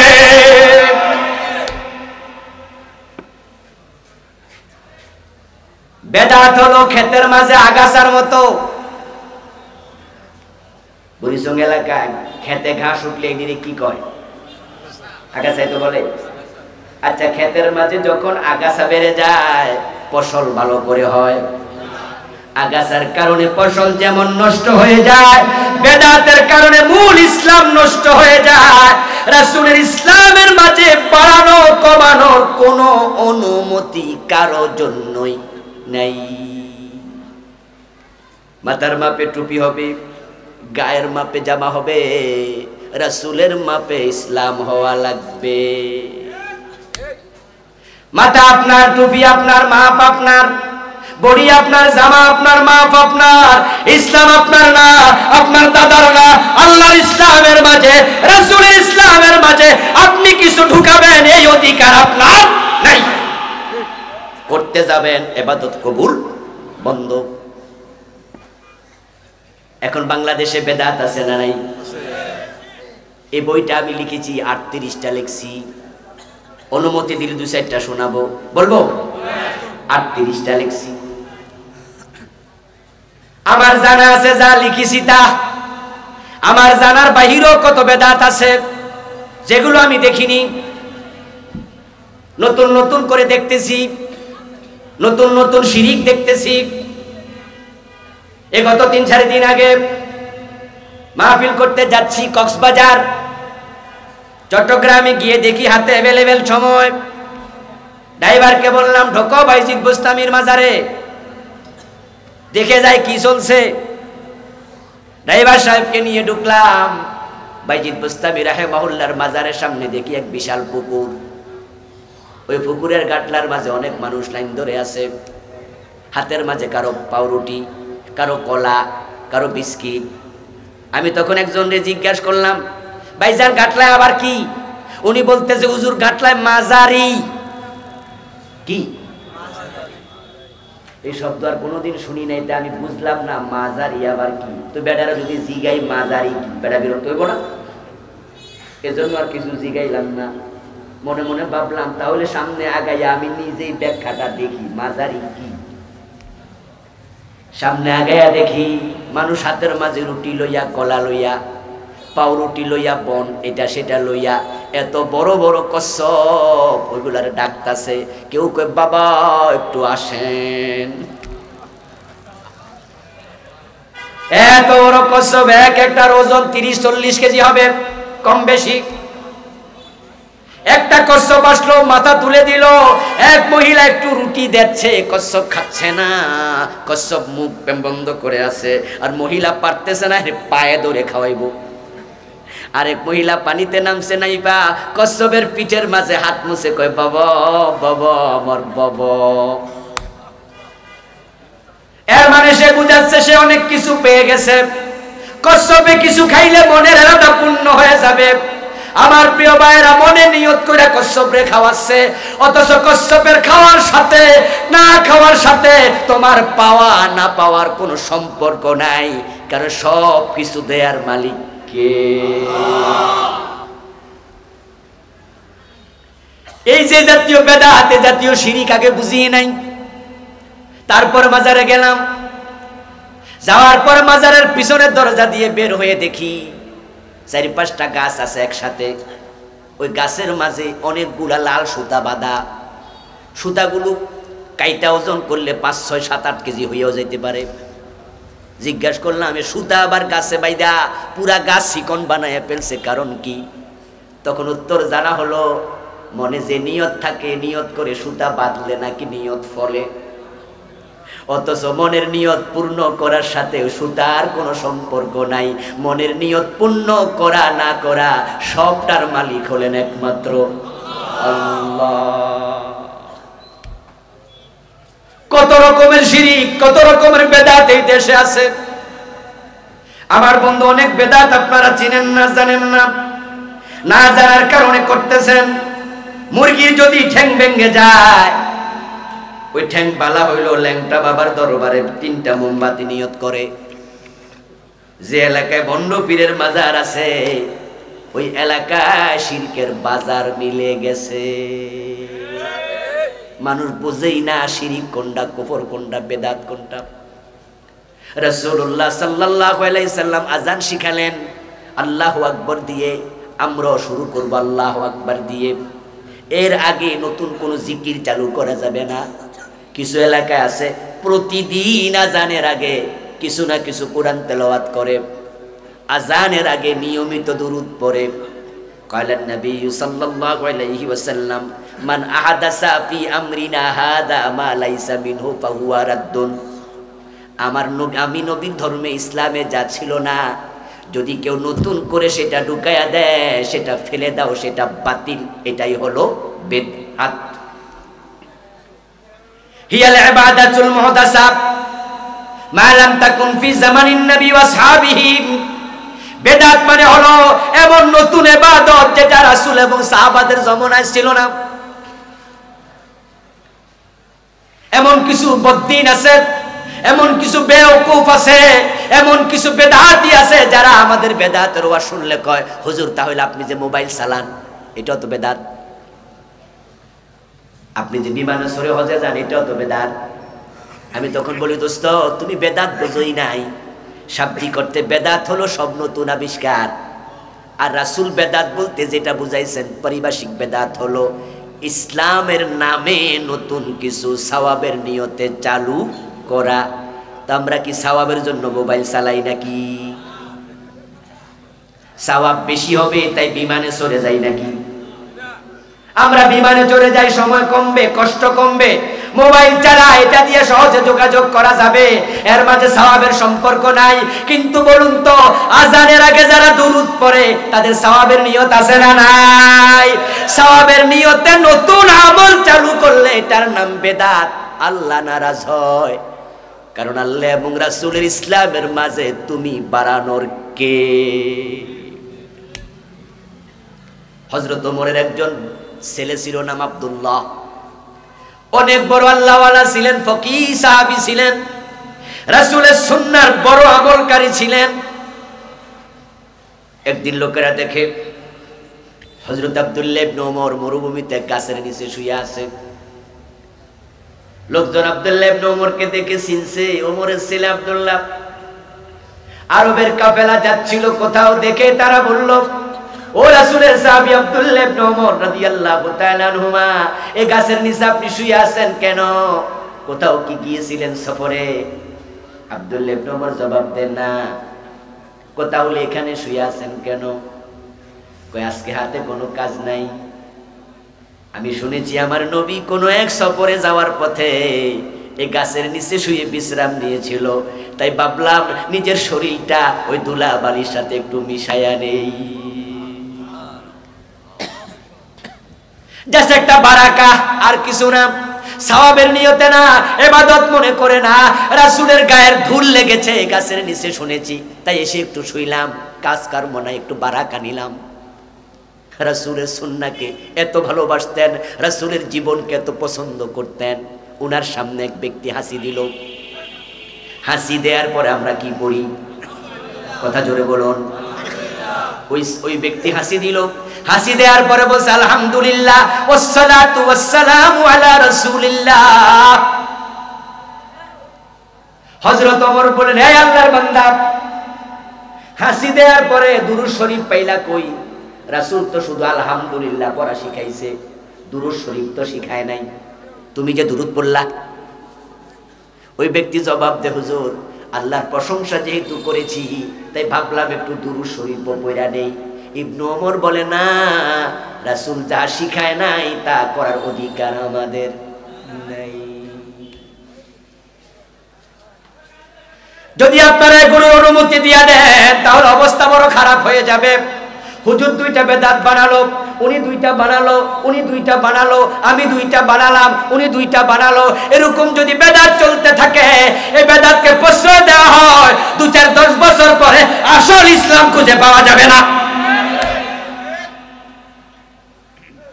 এই জন্য কৃষক যখন ক্ষেতের মাঝে দেখে আগাছা উঠছে, দৌড়ে টান মাইরা ফালাই দেয়, প্রয়োজনে কুঠার লাগাইয়া দেয়, প্রয়োজনে কামলা রাখে। এর কারণ কৃষক জানে আগাছা যদি বাড়তে দাও কয়েকদিন পরে মূল ধান খুঁজে পাওয়া যাবে না।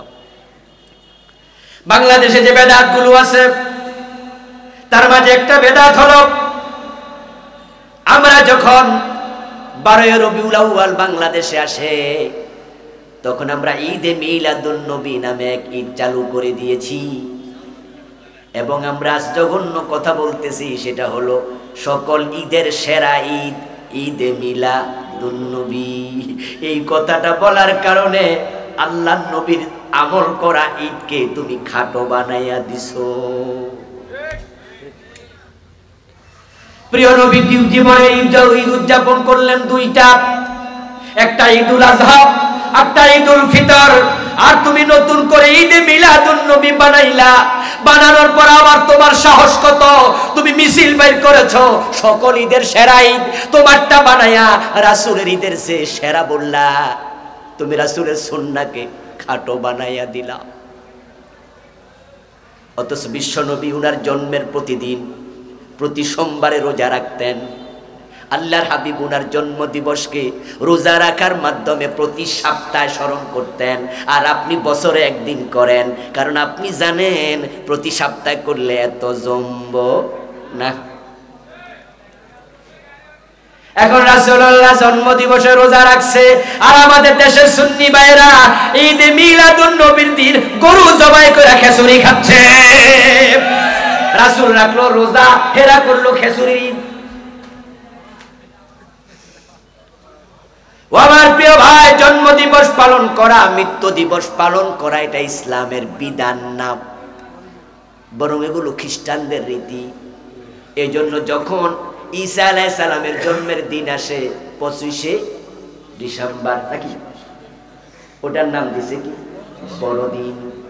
এমন ভাবে উদযাপন করে কল্পনা করতে পারবেন না। একবার 25শে মার্চে আমি মালয়েশিয়া ছিলাম। মালয়েশিয়াতে দেখি রাতের বেলা পুরা শহর সাজানো, লাইট দিয়া বিল্ডিং গুলোকে এত আলোক উজ্জ্বল করেছে, আমার এটা জানা ছিল না। আমি আমার বাঙালি এক ভাইকে জিজ্ঞাসা করলাম, কি হয়েছে তোমাদের এখানে জাতীয় দিবস নাকি? কয় না, খ্রিস্টানদের বড়দিন। আমি কইলাম খ্রিস্টান এই দেশে কতজন আছে শতকরা? কয় বেশি নাই, হয়তো 8-10% হবে। আমি বললাম এত উদযাপন? কই তারা নিজ খরচে পুরা শহরটাকে এমন সুন্দর করে সাজায়, বড়দিনকে তারা খুব সেলিব্রেট করে। ঠিক আমাদের দেশও 12 রবিউল আউয়াল আসলে একদল ভাই গোড়া সাজায়, গাড়ি সাজায়, বড় কেক বানাইয়া কেক পর্যন্ত কাটা শুরু করেছে। খ্রিস্টানদের সংস্কৃতি মুসলমানদের ভিতরে ঢুকাইয়া দিছে। আমি দেখেছি একজন পীর সাহেব কেক কাটতেছে, ভিডিও দেখলাম। কেক কাটার সময় সবাই মিলে হেরামের কাপড় পরছে, সাদা কাপড় পরছে, হেরামের কাপড় একটা গায়ে দিছে, আরেকটা ফসরের নিচে পড়ছে। তারপরে বড় এক ছুরির মতো আইনা বলতেছে, হ্যাপি বার্থডে টু ইউ ইয়া রাসূলুল্লাহ। রাসূলুল্লাহর ইসলামকে বিকৃত করা যাবে না। আল্লাহর হাবিব জিকির করেছেন যেভাবে, আমাদেরও করা লাগবে সেভাবে। আজকে আমরা জিকির করতে যাইয়া ঝামেলা পাকাইয়া দিছি। জিকির করতে করতে বাসের আগায় উঠা যায়, প্যান্ডেলে লাফ মারে, বান্দরের মতো লাফায়, বক্তারে দইরা চাপ মারে, এমন জিকিরও। যারা প্যান্ডেলের আগায় উঠতেছে, পীর সাহেবরে চাপতেছে, ওরা কিন্তু গরম সুন্নি না, ওদেরকে আমরা বেদাতি মনে করি না, বরং তারা বলতেছে এশক উঠেছে। আমি প্রশ্ন করতে চাই, প্রিয় নবী যখন জিকির করতেন সাহাবাদেরকে নিয়া, কয়জন সাহাবী লাফ দিয়া গাছে উঠছে দেখাও? বরং রাসূল ওয়াজ করেছেন, সাহাবীদের চোখের পানি বের হয়ে দাড়ি ভিজে ভিজে জমিন ভিজে যেত। জারাফাত মিনহাল উয়ুন ওয়া ওয়াজিলাত মিনহাল কুলুব, সহিহ বুখারীর হাদিস। প্রিয় নবীর আলোচনা শুনে আমাদের চোখ পানিতে ভিজে যেত, আমাদের অন্তর কোমল হয়ে যেত। রাসূলের সাথে বসলে আখিরাতের কথা মনে হতো, আল্লাহর ভয়ে কলিজাটা কাঁপতো। আর তোমরা এমন এশকওয়ালা, তোমরা এসব পীর সাহেবরে চাপ মারতেছো। এই ভিডিওর মাধ্যমে এই দৃশ্যগুলো কাফেরদের হাতে চলে যায়, তসলিমা নাসরিনের কাছে চলে যায়, ওই সালমান রুশদির কাছে চলে যায়, ওই যে আপনার বিদেশে বসে আছে নিজুম মজুমদারের কাছে চলে যায়। তখন তারা ইসলামকে নিয়ে হালকামি তামাশা করছে, ট্রল করছে। তোমাদের লাপালাপির কারণে নবীর ইসলাম আজকে হাসির পাত্রে পরিণত হচ্ছে। আল্লাহর মেহেরবানি। কয়দিন আগে দেখলাম এক পীর সাহেব, এক মুরিদ উনার কাছে গেছে, উনারে সাপ মারতে, সাপ মারার আগে উনি সর মারিয়া দিছে। ভিডিওতে দেখলাম হুজুরের কাছে যাইয়া এক ইয়াং ছেলে কইতাছে, বাজান কেমন আছো? তুমি কইরা কইতাছে, মানে এশ করছে তো, মন মেজাজ ঠিক নাই, হয়তো একটু পরে সাপটা দিত। আর হুজুর বুঝা যাচ্ছে ঠাস করে চর মেরে দিচ্ছে। চর মারার সাথে সাথে যুবক তো এখন একবারে অপ্রস্তুত, মানে এশক মুহূর্তের ভিতরে। আমি ওই ভিডিও দেখে বললাম, ভাই রে হুজুর, 10 বছর আগে থাপ্পড় শুরু করলে এত বান্দরের লাভ দেখা লাগতো না, অনেক আগে এশক শেষ হয়ে যাইতো। জিকির করার সময় আমরা প্রিয় নবীর রেখে যাওয়া জিকিরকে আমরা কাটছাট করতেছি। কালান নবী সাল্লাল্লাহু আলাইহি ওয়াসাল্লাম আফজালুজ যিকরি লা ইলাহা ইল্লাল্লাহ। আল্লাহর হাবিব বলেন শ্রেষ্ঠ জিকির হলো লা ইলাহা ইল্লাল্লাহ, শ্রেষ্ঠ কালেমা লা ইলাহা ইল্লাল্লাহ, জান্নাতের চাবি লা ইলাহা ইল্লাল্লাহ, দুনিয়ার সেরা বাক্য লা ইলাহা ইল্লাল্লাহ। অথচ আমরা এটার মাঝখানে ভাঙা দিছি, ভাঙা এখন আমরা সওয়াবের নিয়তে জিকির করছি ইল্লাল্লাহ ইল্লাল্লাহ ইল্লাল্লাহ। প্রিয় নবী কোনদিন ইল্লাল্লাহ লফজে একবারও জিকির করেন নাই।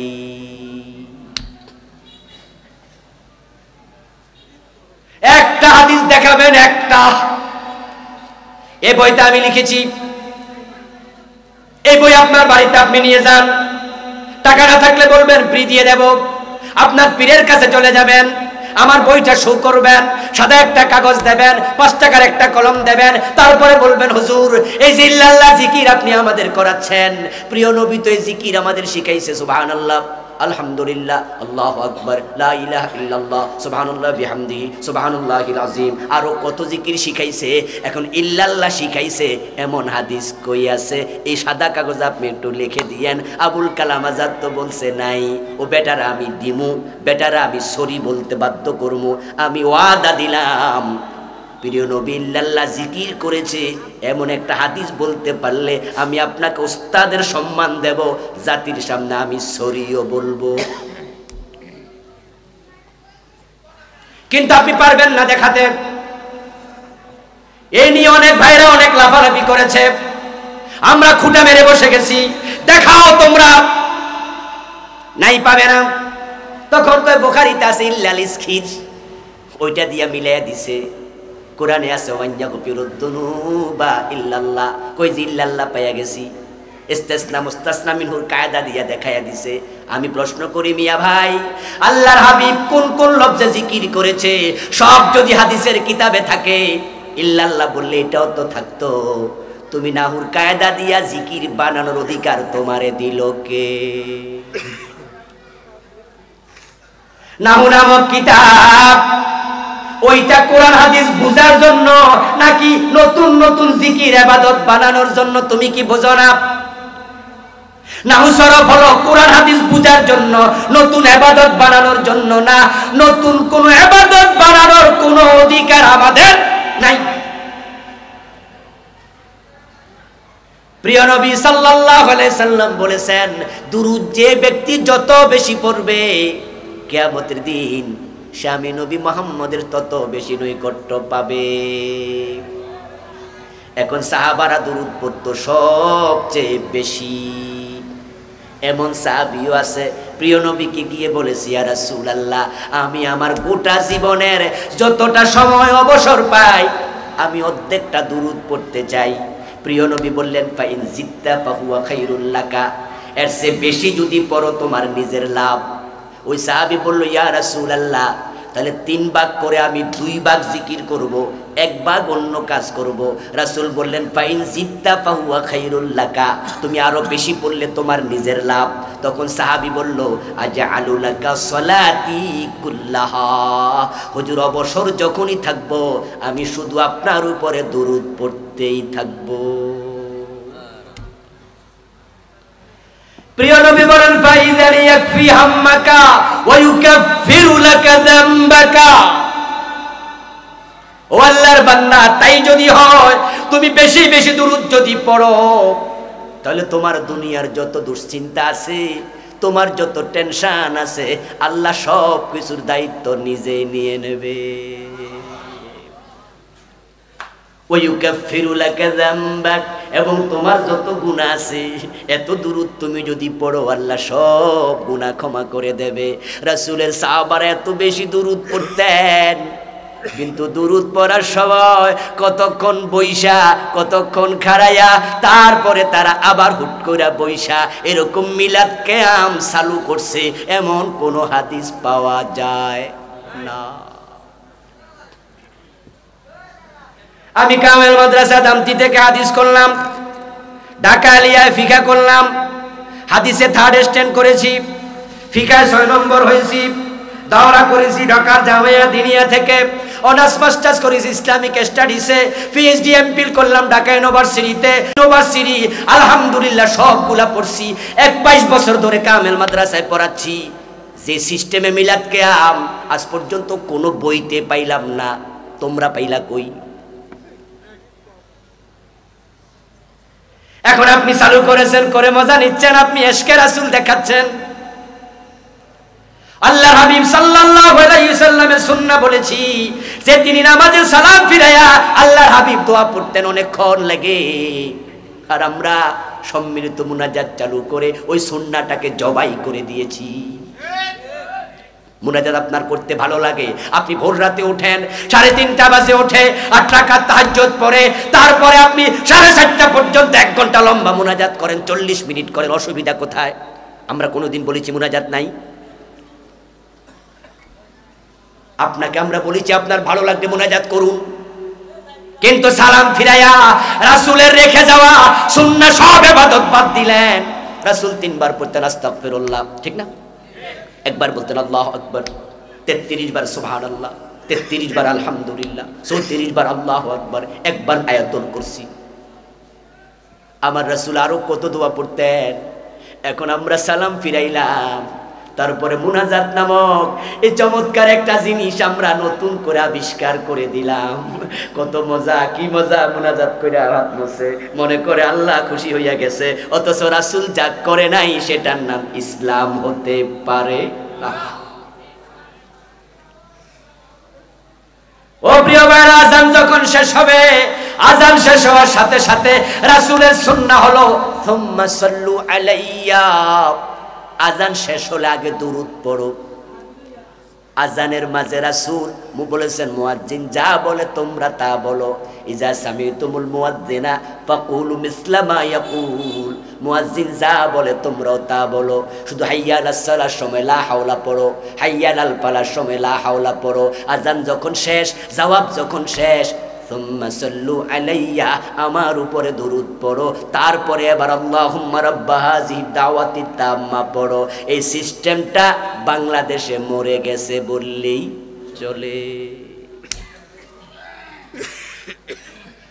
তাশাহুদের বৈঠকে আপনি যখন বসবেন, নামাজের সূরতে রাসূলুল্লাহ বসেই তিনি বৃদ্ধাঙ্গুলের সাথে মধ্যমা আঙ্গুলটা এভাবে লাগাইয়া দিতেন, এইভাবে লাগাইয়া রাখতেন।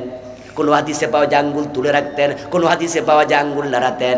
এখন আপনি লা ইলাহা বলার সময় একবার তুলবেন আর একবার নামাবেন, এটাও ওলামায়ে কেরাম বলেছে, ফিকার কিতাবে আছে। কিন্তু আপনি যে হাত দুইটা সোজা করে রাখেন, এটা তো হাদিসের খেলাফ। রাসূল তো হাত এইভাবে রেখে দিতেন। এই সুন্নাহটাও বাংলাদেশে বলা চলে মরেই। আমার বন্ধু, নামাজের মাঝে দাঁড়ায়া ইকামত যখন হয়, অনেক মসজিদ বাংলাদেশে আমি পাই এরকম দেখি, সবাই বসে আছে, সবাই যে মাত্র হাইয়া আলাস সালাহ বলছে একসাথে দাঁড়ায়া গেছে।